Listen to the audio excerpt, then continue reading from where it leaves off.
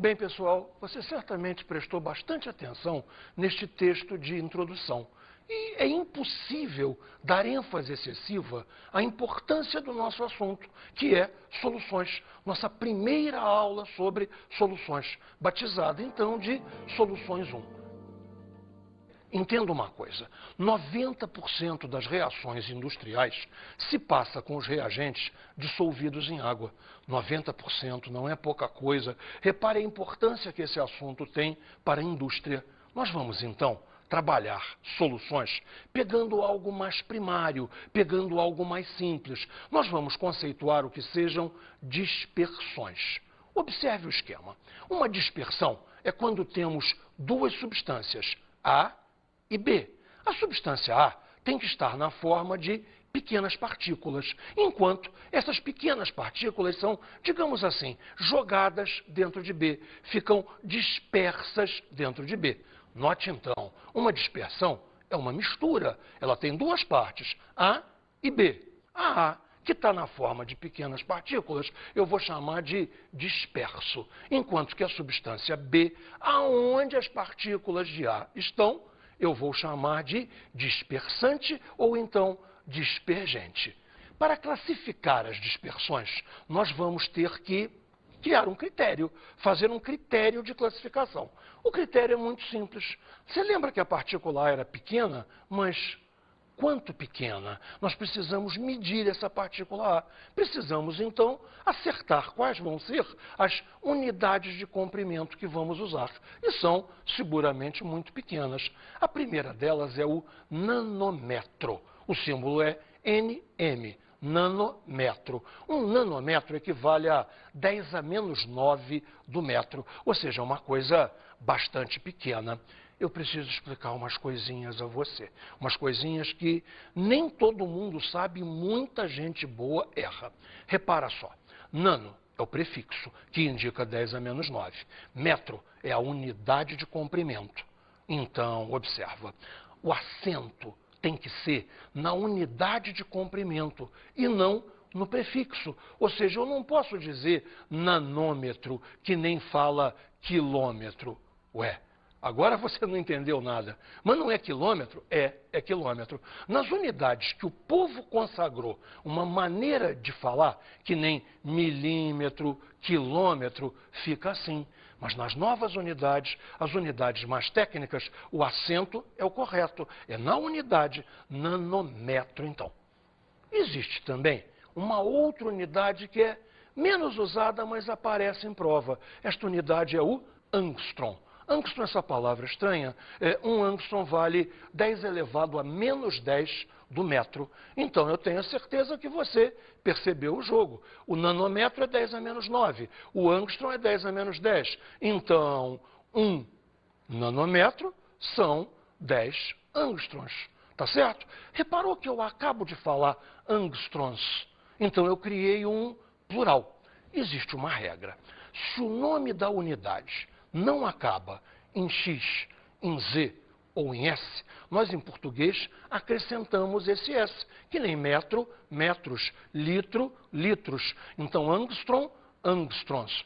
Só observe, não vale a nossa regra de português que diz que quando a palavra acaba em M, o plural vira NS. Não vira. Angstrom acaba em M, angstroms acaba em MS. Bem, então agora você já sabe dar o nome correto das unidades e fazer adequadamente plurais para unidades. Estamos então inteiramente prontos para começar a classificação das dispersões. Quando a partícula for bem pequenininha, nós vamos chamar de solução ou então solução verdadeira. Para ser uma solução verdadeira, a partícula tem que ser menor do que 1 nanômetro. Menor do que 1 nanômetro.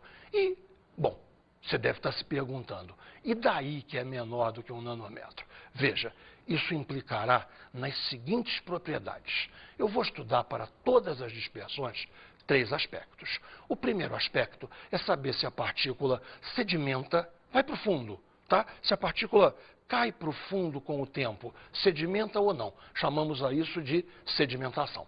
O O segundo aspecto que nós vamos estudar é a filtração. Saber se um filtro pega a partícula ou não pega a partícula. E um terceiro aspecto, bastante importante, é a visibilidade. Saber se eu consigo, por alguma técnica, com o microscópio, a olho nu, sei lá, vamos descobrir, se eu consigo ver a partícula ou não. Chamamos a isso visibilidade. Um exemplo bastante simples de solução verdadeira é água e sal. Imagine assim. Você dissolve um pouquinho de sal num copo d'água. Você tem a certeza que não foi sal profundo, você não tem um excesso. Então veja lá, as partículas de sal sedimentam? Claro que não, senão o fundo do mar seria completamente branco. Um filtro pega o sal? Não, não pega. Se por um acaso viesse para a sua casa água do mar, você ia, mesmo filtrada, beber água salgada. Um filtro não pega. Finalmente, as partículas são visíveis? Aí é que são as más notícias. Não, as partículas não são visíveis com microscópio algum. Microscópio algum consegue identificar as partículas de uma solução ou, a seu gosto, solução verdadeira. Vamos para a segunda classificação das dispersões. A segunda hipótese. Vamos agora para os coloides ou dispersões coloidais. Ou seja, a partícula tem que ser maior do que 1 nanômetro, porém menor do que 100 nanômetros. Seu tamanho tem que ficar entre esses dois valores. Sabe um exemplo fantástico de uma coisa que é assim? Clara de ovo. Pense bem, na minha casa, eu não sei na sua, há uma tradição de quando faz um bolo e usa as gemas, guarda as claras. Porque na teoria vai ser feito um dia pudim de claras. Aí as claras ficam lá dentro da geladeira um dia, 2, 3, 4, 5, acabam estragando, bota fora as claras e não faz pudim nenhum. Mas o que eu quero que você veja é o seguinte, não vai nada para o fundo, a clara continua lá. Caramba, se da clara a proteína que está ali, que é a ovalbumina, fosse para o fundo, ia ser horrível. Você já imaginou o pintinho?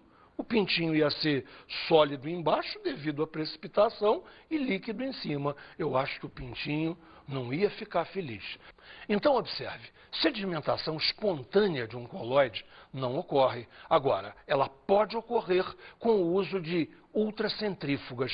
Espera aí, que coisa é essa? Centrífuga, você lembra? Colocar as coisas para rodar. Ultracentrífuga, centrífuga de rotação muito rápida. Então, só há sedimentação com o uso de ultracentrífugas. Se você não tem uma ultracentrífuga, não sedimenta. Um segundo aspecto interessante é a filtração. O que você pode usar? Um filtro comum, um filtro de casa.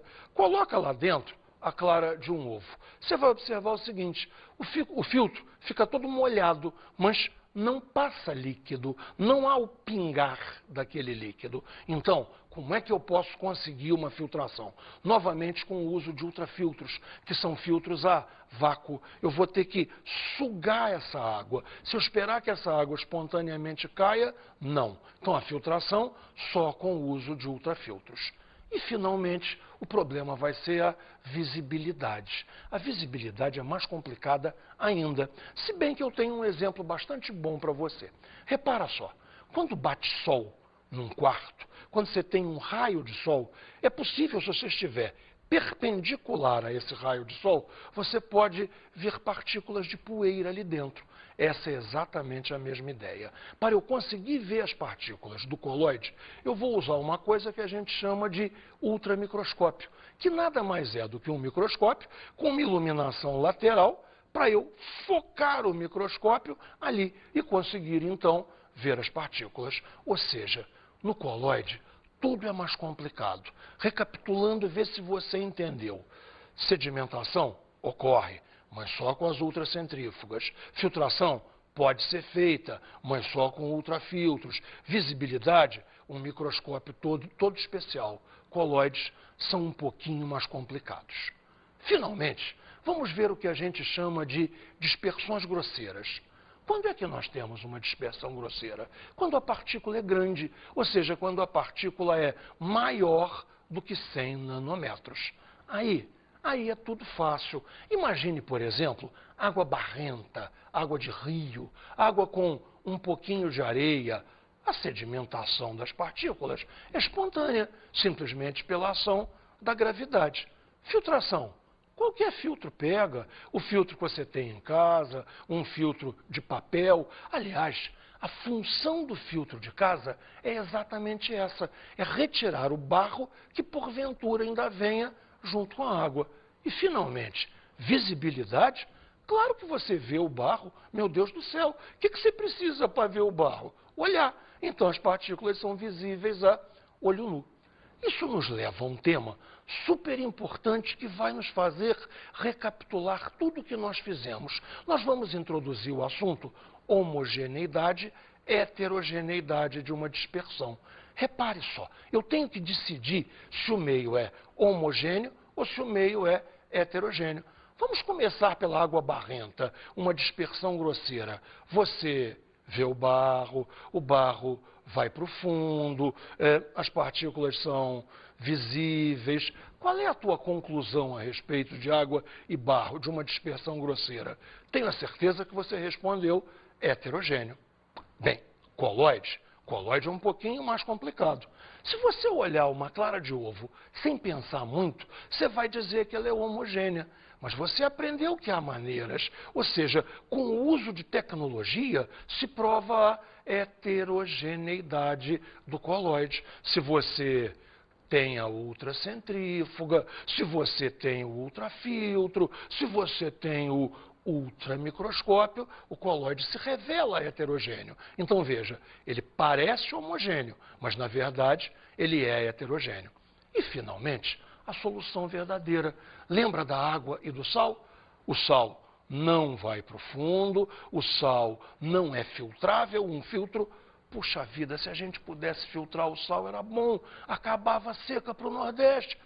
Filtrava o mar, pegava o sal, ainda defendia um dinheirinho vendendo sal e entregava água boa para a população. Você já percebeu que coisa fantástica que seria?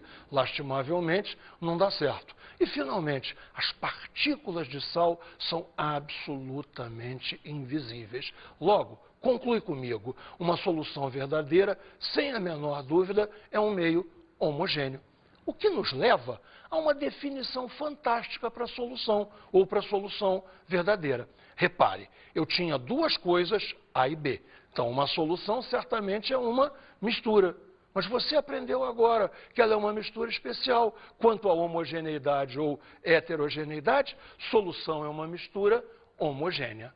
Outra coisa importante que eu quero que você guarde é o seguinte. Lembra que os nomes eram disperso e dispergente? Em soluções nós vamos dar um nome mais especial. Uma solução é constituída de um soluto, aquilo que eu dissolvo, dentro de um solvente. No nosso exemplo da água com sal, o soluto quem é? O sal. E o solvente quem é? A água. Eu acho que está absolutamente claro. Por favor, mete na cabeça essas duas definições que são curtíssimas. Solução, o que é? Mistura homogênea. E, finalmente, solução é um conjunto de um soluto e de um solvente. Bem, nós vamos ver agora a classificação das soluções quanto ao estado físico. Essa classificação é muito simples. Uma solução tem o mesmo estado físico que seu solvente. Você entendeu? Uma solução, para ser uma solução sólida, quer dizer que o seu solvente é sólido. Uma solução, para ser uma solução líquida, quer dizer que o seu solvente é líquido. E assim por diante. Então, veja, solução sólida. Solução sólida é quando o solvente é sólido. O soluto pode ser o que você quiser. Pode ser um sólido, pode ser um líquido, pode ser um gás. Vamos dar a você o que seria uma imagem de uma solução sólida se ela pudesse ser vista. Repare, as bolinhas brancas estão representando o soluto. Repare que elas são em menor número e se superpõem, se misturam, às vezes no mesmo plano, às vezes em outro plano, com as partículas amarelinhas aqui, que seriam em número bem maior e que seriam as partículas do solvente. Soluto, solvente e tudo misturadinho, agora com movimentação muito pequena. Como as partículas amarelas e brancas são de sólidos, a movimentação é quase nula.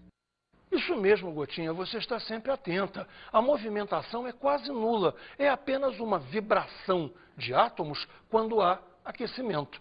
Vamos ver agora uns exemplos de soluções sólidas. Começamos assim, olha só.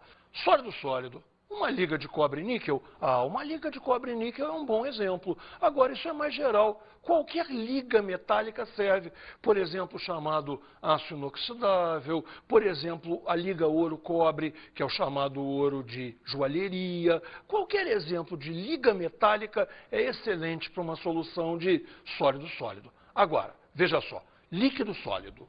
Líquido sólido, uma liga de mercúrio e prata. Isso se chama amálgama de prata. Amálgama, nome engraçado. Talvez você já tenha escutado esse nome num dentista. Amálgama é qualquer liga que usa mercúrio. Mercúrio é a parte líquida, prata é a parte sólida. Você tem líquido sólido, amálgamas. Guarda esse nome. Amálgama é a liga que contém mercúrio.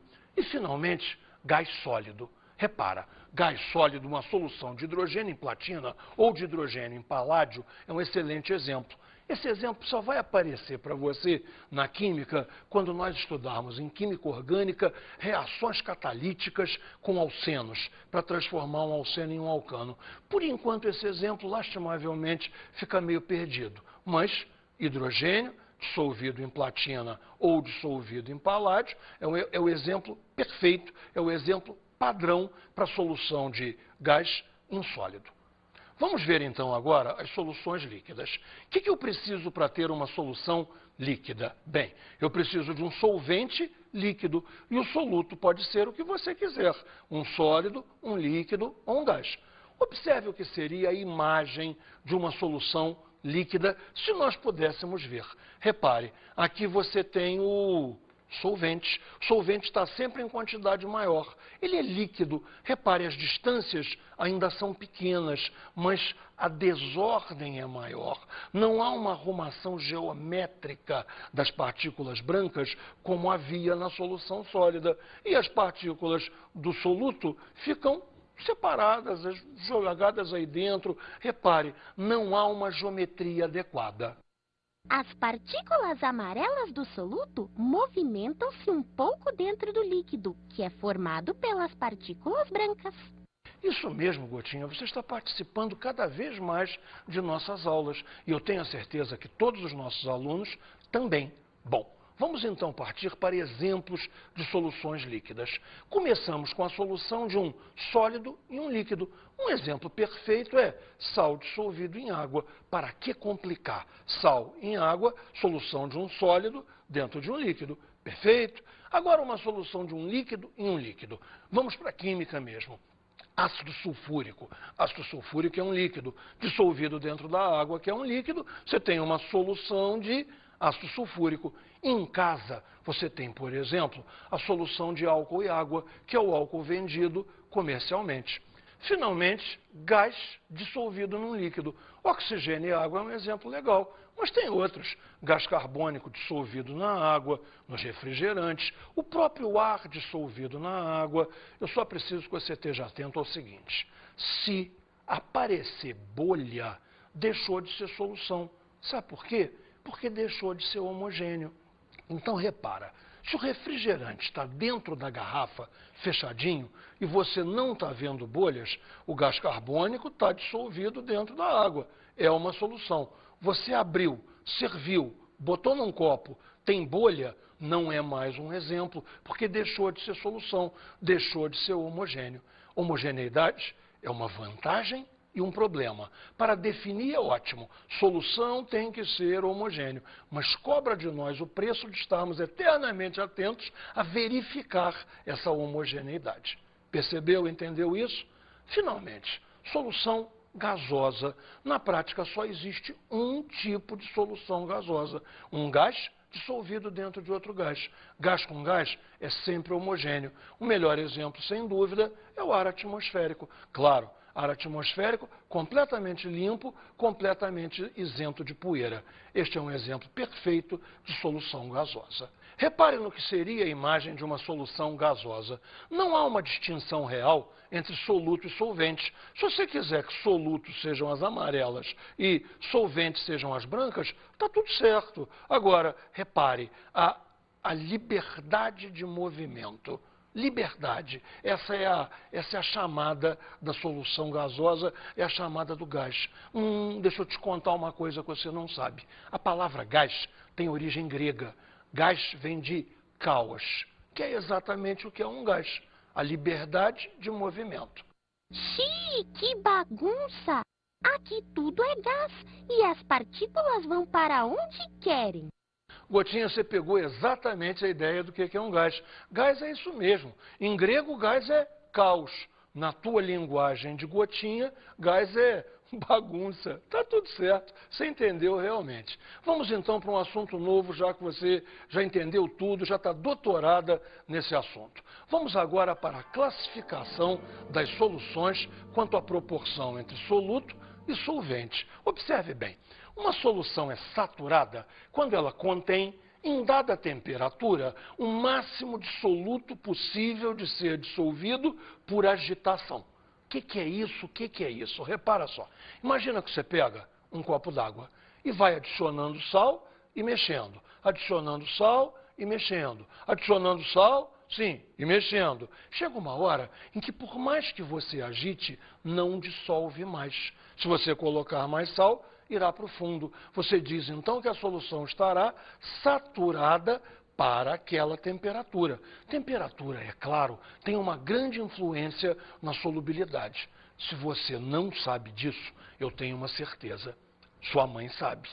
Sua mãe, quando a louça está muito suja, está muito engordurada, o que ela faz? Joga água quente, porque a água quente tem uma capacidade de solvência em relação à gordura que a água fria não tem. Bom, isso é a solução saturada. E o que seria uma solução insaturada? Uma solução é insaturada quando ela contém, em dada temperatura, menos do que o máximo de soluto possível de ser dissolvido. Ou seja, você não atingiu aquele máximo possível, você não chegou lá. Caberia mais soluto. A solução, então, é insaturada. Temos uma última possibilidade ainda, que é uma solução supersaturada. Uma solução supersaturada contém, graças à variação de temperatura, quantidade de soluto maior do que a da solução saturada na mesma temperatura. Ué, como é que pode ser feita essa mágica?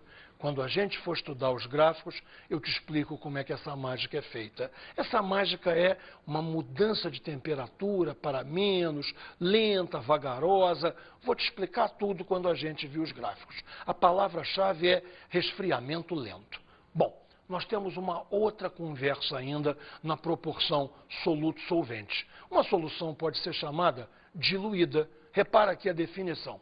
Uma solução é diluída quando ela contém pouco soluto. Na prática, contém menos do que 0,1 mol de soluto por litro de solução. Ao contrário, uma solução é dita concentrada quando ela tem muito soluto. Evidentemente, mais do que 0,1 mol por litro de solvente. Está entendido isso? Ficou legal? Isso é fácil. Agora, nós vamos partir para um ponto vital de nossa aula, a entrada nos gráficos. Bem, agora nós vamos ver a classificação das soluções quanto à natureza das partículas do soluto.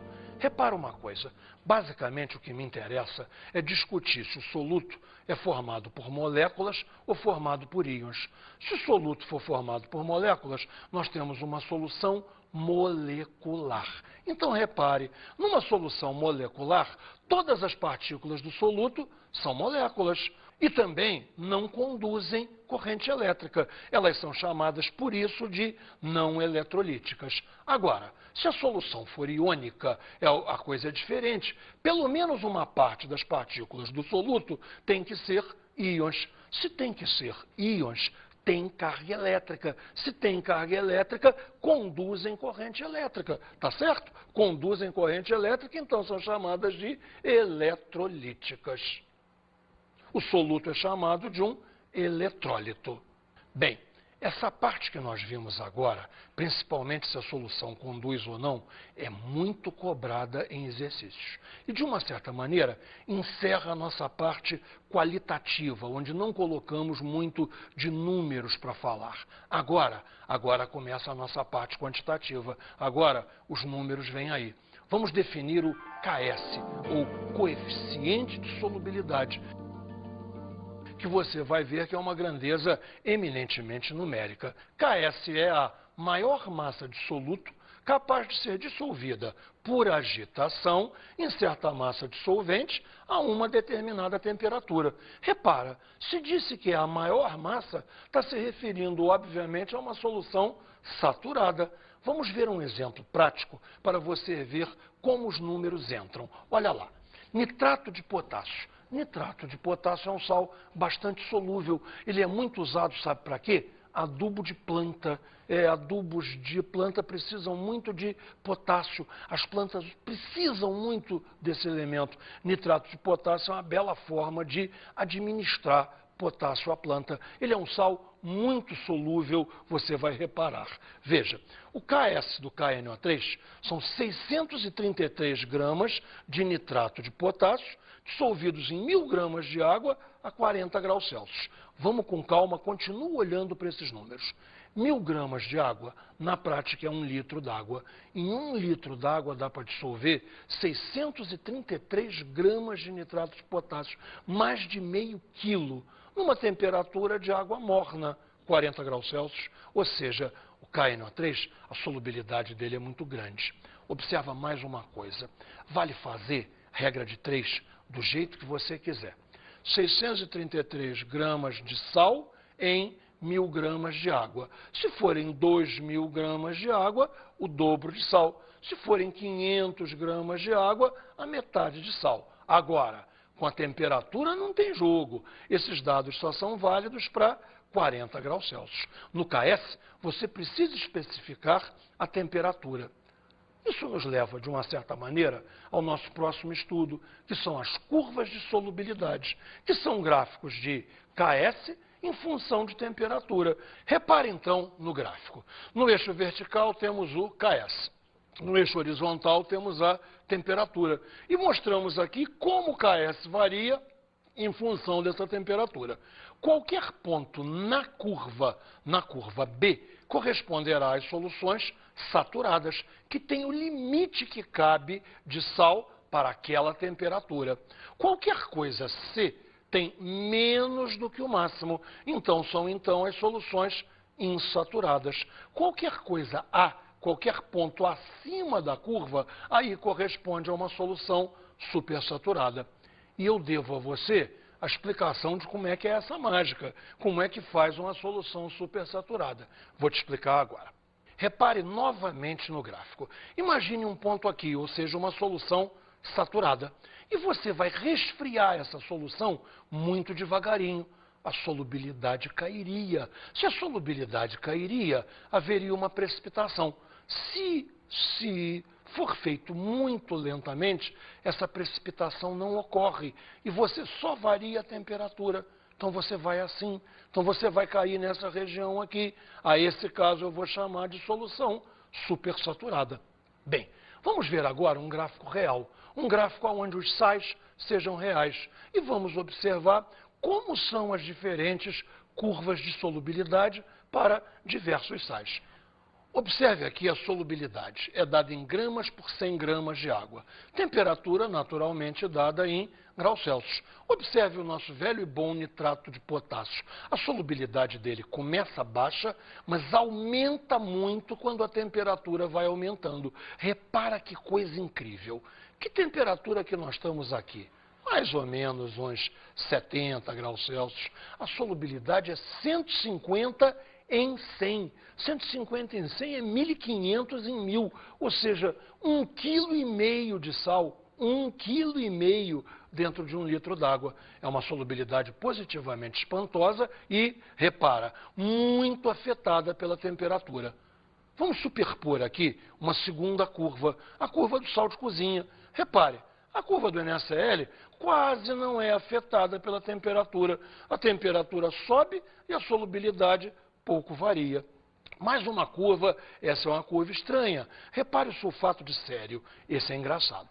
A solubilidade dele decai com o aumento de temperatura. Isso é bastante raro, mas existe. Há alguns sais que quanto mais quente a água, se dissolvem pior. Não é frequente, mas é possível. Ok? Entendeu bem nesses gráficos com sais reais a dependência da solubilidade em relação à temperatura. Vamos a um exercício super interessante que reflete uma experiência envolvendo um circuito elétrico.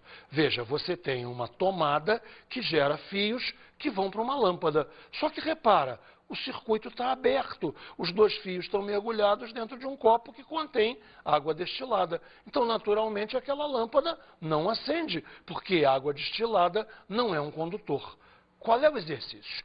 Trocar esse líquido aqui por outros líquidos, por outras soluções e decidir se a lâmpada acende ou não. Vamos a ela. Primeiro, trocamos por uma solução aquosa de sal de cozinha. Bem, você lembra, sal de cozinha, NaCl. Na+, Cl-, presença de íons. A solução é iônica. Você lembra? Solução iônica conduz corrente elétrica. Se conduz corrente elétrica, essa lâmpada acende. Trocamos outra vez. Uma solução aquosa de ácido clorídrico. Essa é muito importante. Os ácidos são solutos covalentes, mas dentro da água, você sabe, eles quebram. Quebram dando um cátion H+, e um ânion qualquer. Nesse caso, o ânion será Cl-. Tem cátion? Tem ânion? A solução é iônica e a lâmpada? Claro, você acertou. A lâmpada acende. Trocamos mais uma vez. Agora veja uma solução aquosa de açúcar. Açúcar é a sacarose comum. Sacarose é C12H22O11. Composto orgânico, não quebra, não gera íon nenhum, a solução é molecular. Se a solução é molecular, a lâmpada não acende. Vamos a mais uma. Uma solução aquosa de hidróxido de sódio. Hidróxido de sódio, NaOH, sódio, metal alcalino, cátion Na+, OH, OH-, ânion hidroxila, melhor chamado até de ânion hidróxido. A solução é iônica. E a lâmpada? Ah, claro, você sabe, a lâmpada acende. Bem, entenderam esse exercício? Legal? Eu só não quero é que você se empolgue e saia fazendo experiências em sua casa, colocando uma lâmpada acesa dentro da banheira. Por favor, contenha-se. Estudar química é muito legal, mas segurança acima de tudo. Vamos então às nossas dicas de estudo.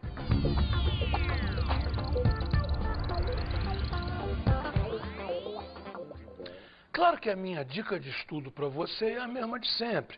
Ver o material didático, estudar, fazer exercício, resolver questão. Mas eu acho que eu tenho uma dica mais importante para você. Sabe o que eu quero? Eu quero que você olhe mais. Eu quero que você olhe mais o mundo que te cerca com curiosidade. Repare, praticamente todos os líquidos que você vir, o ar que você respira, tudo isso são soluções. Passa a olhar e pensar. Aquilo ali que eu sempre olhei é uma solução de quê? O que está misturado ali? O que está dissolvido? Quem que está dissolvido em quem? E você começa a mudar a sua relação com o meio ambiente. Você começa a pensar de maneira cada vez mais química, e isso facilita, porque a tendência atual das provas é falar sobre uma química viva, uma química do dia a dia. Então é preciso que você tenha a química viva dentro de você. Isso é o mais importante. Estude sempre, mas mude o seu olhar. Enfoque o seu olhar de maneira química. Essa é a minha dica para você.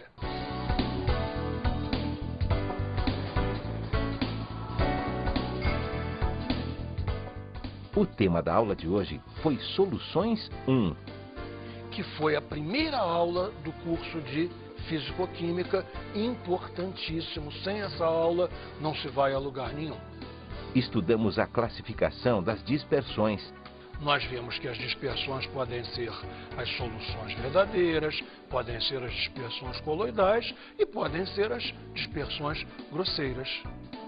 Também vimos o coeficiente de solubilidade. que é a nossa maneira de expressar numericamente a solubilidade, uma visão quantitativa da solubilidade. Bons estudos!